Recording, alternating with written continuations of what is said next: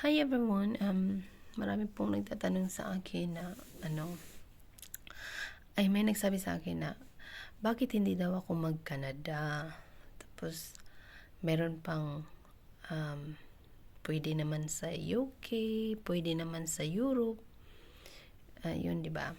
Tapos sabi ko sa kanila, dito lang ako sa Turkey kasi okay naman ako dito. Okay naman ako sa ngayon dito. Yung sahod, okay naman. Okay lang sa akin yung sahod, ganun.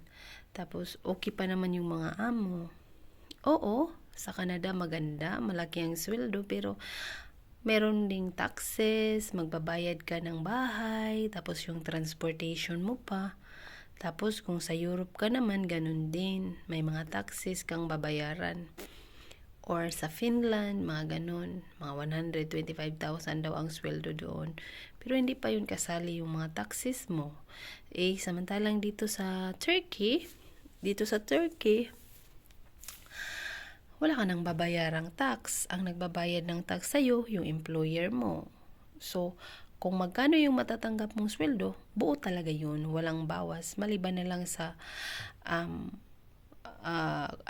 yung tawag nito, boarding house mo, yung pagkain, yung luho mo, ganun. Pero kung pagbabasihan na malaki ang sweldo sa ibang lugar, okay naman.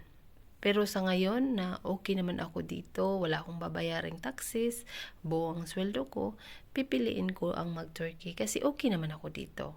Oo, nangarap ako dati na gusto kong mag-Europe, nangarap din ako na one day makapunta ako ng UK or sa Canada.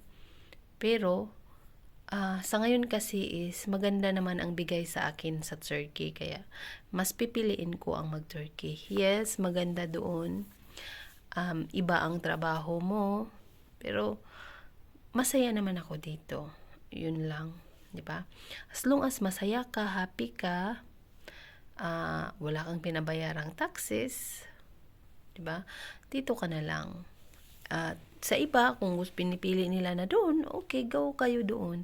Kasi naniniwala din ako sa kung para sa'yo, para talaga sa'yo yun. Ibibigay at ibibigay yan ni Lord. No, kasi dati nag-apply na ako ng Canada, nakailang apply na ako.